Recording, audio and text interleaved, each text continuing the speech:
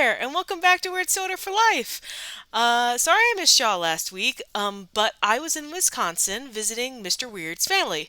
But before we did that, Mr. Weird and I detoured to the Wisconsin Dells, and I had never been to the Dells. And first things first, it's kind of a tourist trap, very akin to Gatlinburg, except it's a smaller Gatlinburg. Uh, but when I say tourist trap, that doesn't mean there's not a lot of really cool things there. Um, and one of the things that was there was a museum of root beer. So, as you can guess, Mr. Weird saw that and said, I must take her. We have to go.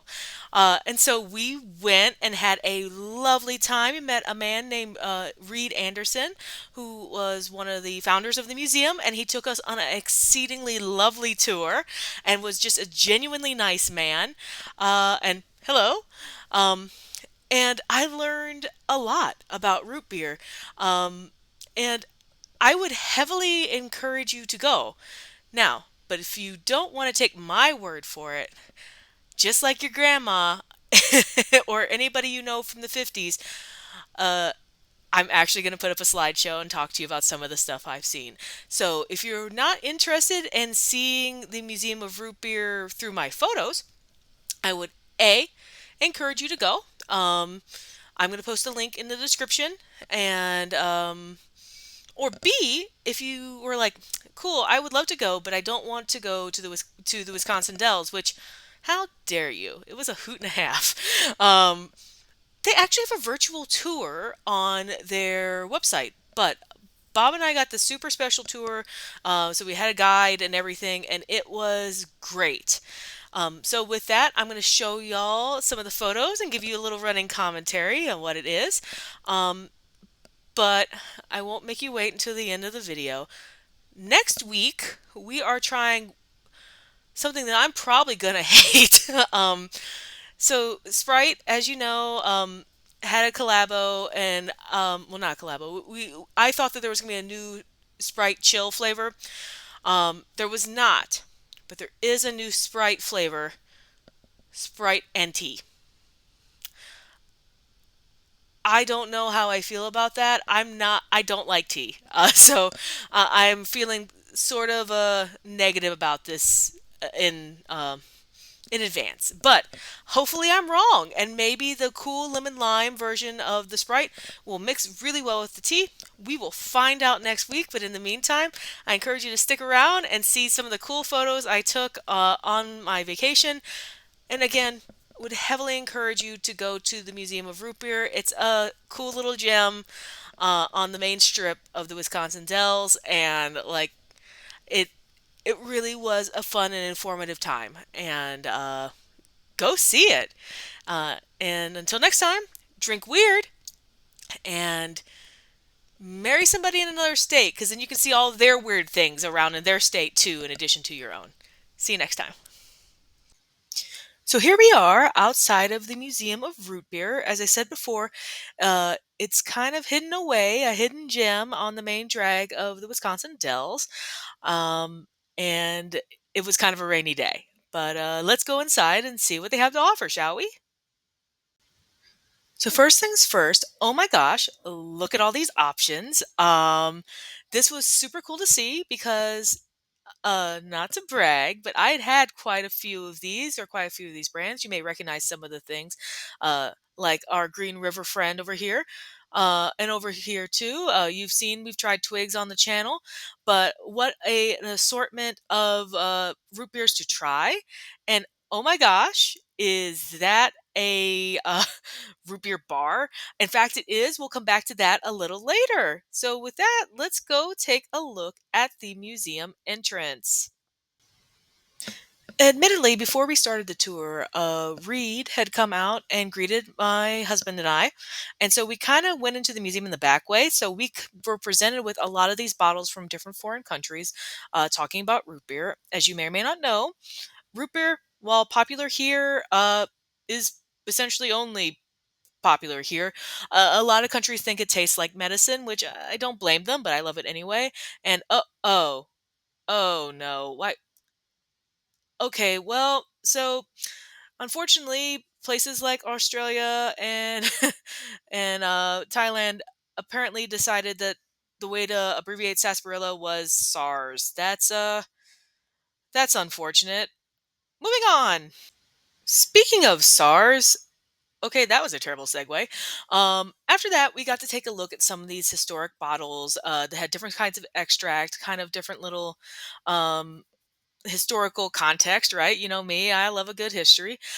We also got to take a look at the many ways that root beer has been turned into, well, I was going to say actual beer, but it's still not actual beer in that sense, but alcohol, right? Y'all may remember the Not Your Father's root beer from a few years ago that was in here. Um, and so it was kind of cool to see the different ways that people are striving for that sarsaparilla kind of flavor. Hey, I'd tap that. Ah, ah, you get it. And then after that, we started looking at some of the larger root beer brands and the kind of ephemera that they had collected.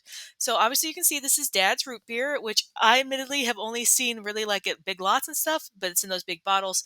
Um, so this was developed in the 1930s, and the dad's name was selected by the people who made it, Barney Burns and Eli Clapman. They named it in honor of their own dad. So actually, though, I'm surprised I don't see it more often because it actually sells. I think it's like the second largest share of the market behind A&W. But what I find really kind of cool, to my cousins out there, is that now today, Dad's Root Beer is headquartered in Jasper, Indiana, a place that I don't think anybody's heard of unless they are members of my family, which I kind of thought was cool. What a cool connection there. Next, we saw the sweet A&W root beer display. If you haven't seen A&W root beer, I don't know where you live. But so A&W has been around since 1919. The A is for Roy Allen, who started the root beer stand in 1919.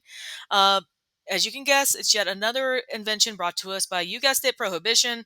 Uh, Frank Wright joins him a few years later to form A&W, and it becomes one of the nation's like first restaurant chains that spreads across. It becomes famous and synonymous. While we don't think about A&W as serving food today, they still have stands and restaurants, sort of. But yeah, and they had a really cool collabo with Peanuts as well. So I kind of thought that was neat. The last major root beer brand we're going to discuss before we kind of just take a brief gander around the rest of the museum, because again, I want you to go actually see this for yourself because it was very cool, um, is Hires root beer. I'd never heard of Hires. I did take a couple other photos, but I'm having a hard time getting those to upload. So this is what you get, man. But so Hires is probably one of the oldest root beers out there. It's founded in 1876 by Charles Hires, as you do. Um, but I had actually never heard of this at all. When I discussed it with Mr. Weird and with Reed, they both have heard of it, but even Mr. Weird had vague memories of it. Um, just kind of like a lot of the other sodas that we see over the course of history. Eventually, it kind of like tapers off. It looks like production kind of wrapped up around the 2010s. It sounds like it got purchased by another larger company, and then the brand just kind of ended. That's unfortunately a thing that happens to a lot of brands of sodas. Small fish get eaten by big fish, but that's a little unfortunate for a root beer with such a rich and varied history. Hey, Tequanimon Falls, what? I had to include that. Anyway, these next two photos really embody the heart of the collection. Um, and truly, these photos don't do it justice. You really need to go. But this is the Payne collection. So Vince Payne is the main benefactor of this museum.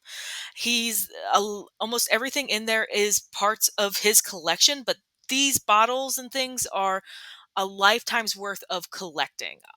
If you get to take the tour, there's a video that where he talks about like how he got started. A plus plus would recommend, but he started collecting these, and he has collected a rich assortment of root beer history. You can see here these old historical bottles. Some of these things are from the 18th century.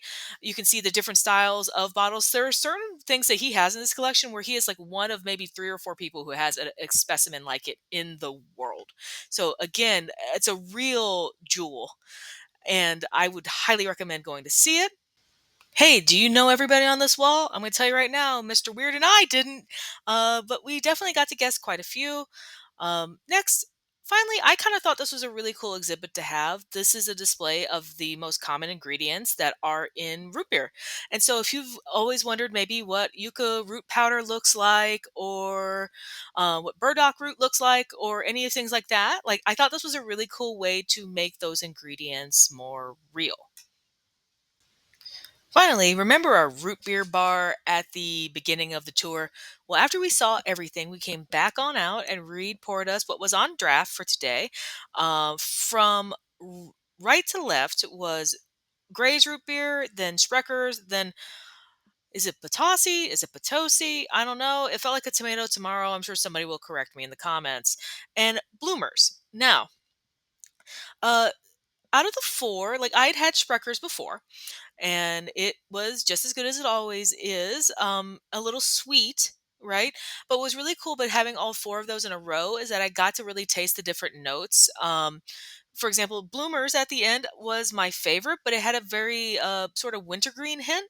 The Potosi one was pretty good too, and it was a little sweeter. Come to find out that of course it's sweetened with honey, and so you get a little bit of that sweetness. Things that I may not have necessarily noticed until I was drinking like similar drinks, right? Um, I would say out of the four, Gray's was probably my least favorite. That's not to say that it was bad. That's just to say that, like, out of the four, each one, the Spreckers, the Potosi, the Bloomers, all had like root beer plus a different aspect of those root beer ingredients we looked at earlier. Or Gray's was just a solid root beer. And that is to say, it's still better than the mass produced stuff you get. So I would definitely try any of them again. But with that, and look, you got a surprise other root beer review. But with that, thanks for coming. Again, thanks to Reed Anderson for giving us such a lovely tour. Please go see this in the Wisconsin Dells. I've tagged them in the video and on the description, and go see them. If we don't support museums like this, um, they don't survive. And so we should be looking for those cool museums that speak to our personal interests. And uh, until next time, again, drink weird.